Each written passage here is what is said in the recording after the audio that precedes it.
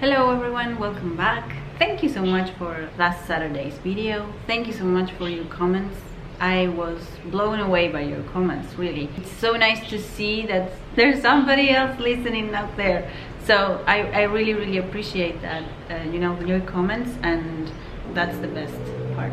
And I think that's the best section of YouTube, really. So thanks. I'm here in another different place today because I cannot film inside. The stairs were great. I discovered that's a great spot to film because I have better sound than here, I'm sure, and you can listen to my neighbors and the birds. Those are nice. My neighbors too, but I mean, it's better sound than the click clack of things, and you know what I mean. So yeah, but that's a good spot to film, right? So thank you so much for letting me know. Thank you so much for what you said about my accent. I got comments, a few, not many, that were saying that my accent was distracting, and I really get that. It's distracting. So yeah, cheers. I'm having my tea. I reheated this tea, I have to tell you, because I'm a fan of tea, and that's not a good thing to do. So cheers. And this is the same cup that I used in my Spanish channel. I wanted to show you. This is Ushuaia. It's a place in Argentina, in Ushuaia. It's beautiful. If you ever come here, go to the south. It's beautiful. And the north is beautiful too. And yeah, well, Buenos Aires, it's okay, I guess. So cheers. And I'm from Buenos Aires, if you're wondering. The 5 signs, maybe more, okay? I might end up with more. But the first thing that is the weirdest is they hide things from you. That's something that nobody tells you. And emotional abuse is something that is very elusive and subtle, as opposed to physical abuse, which is very clear. But and also they might even not yell during 15 years of a relationship, or 20 or 30 or 40, but the abuse is still there. So to recognize the signs is very important. So they hide things. This is something that happens a lot, and it's not, I haven't seen it anywhere. And this week I see clients. I'm a counselor in Argentina, and I do online sessions. So I got 3 people from 3 different countries, now that I think about it, and they all told me about this narcissistic person hiding things. This is ridiculous, and it sounds like a soap opera novel or something. So I want to use this wall here. So they hide things. That's a weird thing. That's very strange. And if you see a pattern of that with this person, that you're thinking maybe narcissistic or maybe emotionally abusive, think if this person hides things. Sometimes they don't, okay? So it's not exclusive, but so that hiding things. Neglect. They're very good at ignoring you, not take care of basic needs. For example, with kids, they do that, or with a friend, they will ignore important dates, like clearly ignore that, or ignore things that are obvious that they should have empathy. They don't have empathy. So they do have, but they don't use it. That's the tricky part, okay? They can show empathy, cognitive empathy. They know that they should appear so they can act and be fake.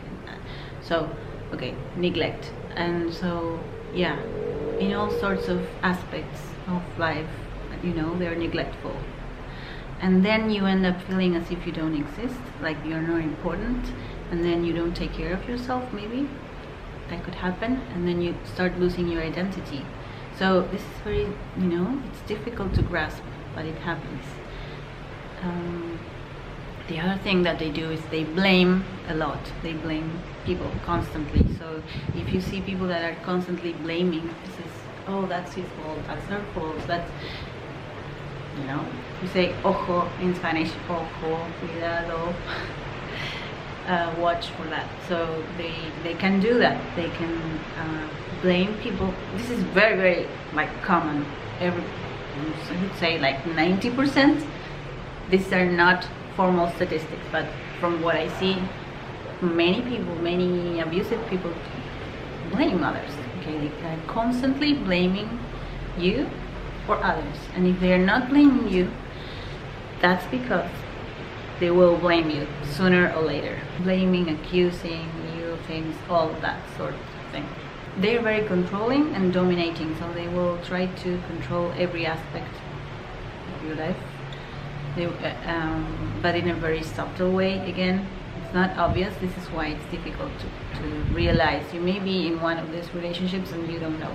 They can control you in different ways. One of them is economically, for example. And then I've seen this a lot. People try to help this person that is abusive because they usually portray themselves as victims, so they try to help them, and then it's as if you give them all your power, and then this person grows and grows and grows, and maybe they can grow a business, and then suddenly you forget about yourself and your life is gone, and then they will never help you in any way, and then they try to control you, and then suddenly you don't have money, for example, and then they have all the power and the money, or they will just stop working and make you work a lot, 3 jobs, 4 jobs, and then they can get all the money and use it and you don't, things like that, or they just live off of you. That happens too. But they can be very controlling with regards to what you do, what you don't do, things like that, or calling you constantly. If they're not in the neglectful part where they can give you silent treatments. That's my neighbor that's washing the car. Sorry. Yeah, so it's complicated, and it can be overlooked for many years if you're in a relationship. They can use triangulation. They use triangulation a lot. You are now being accused of things that you've never done. Sorry for the noise. And that's one other thing. You can be accused of doing things that you've never done, but this is usually because they are doing those things. So, and that's projection. So they project and triangulate with other people. Triangulation means that they use other people to get things done, to guilt trip you, or to make you feel jealous, or things like that. It's very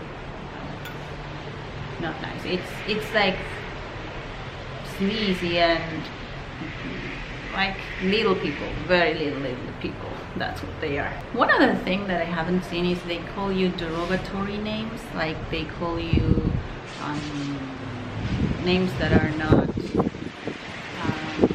It's very windy because it's spring. I don't know. Give you names that are not nice, but they can say it in a loving way, and then you feel weird, like you feel bad because you wouldn't say anything because it doesn't sound good if you say, oh, don't call me that, but they are saying it with love. They're saying it with love, but they're saying things that are not nice, so beware of that. That's not good. That's abusive. Okay, that's not nice. That's not respectful. I would say have this guide of feeling respected. If you don't feel respected and seen, then there's something going on there.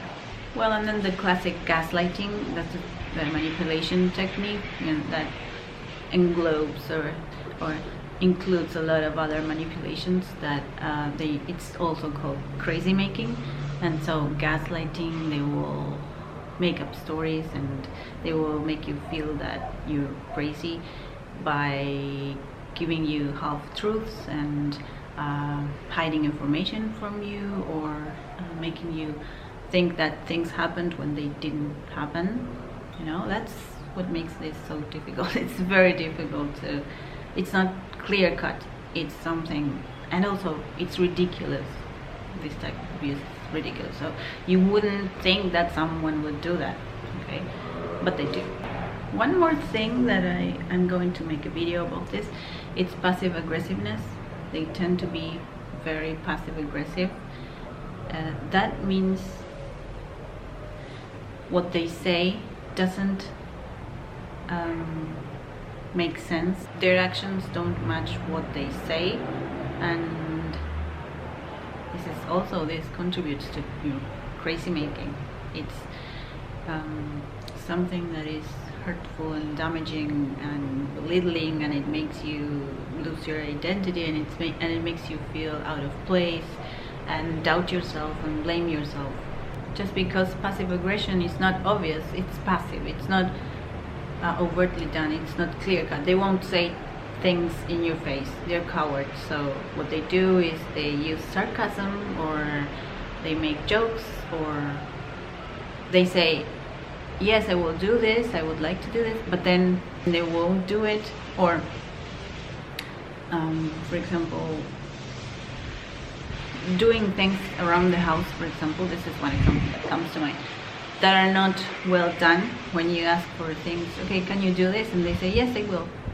For example, picking up the kids at school, and then either they forget, for example, or they go at a different time, or at the last minute they say, no, you go. Things like that. Those are passive aggressive things, okay? And I'm going to make a video about this. Okay, those were the signs for now. My neighbor decided to use the pressure washer. Okay, next time I'm going to film inside again, but I need to be able to do so. So it was either no video or this kind of video. Okay, see you next week. Thank you so much for your comments. I hope I can see you soon. Okay, bye. Thanks.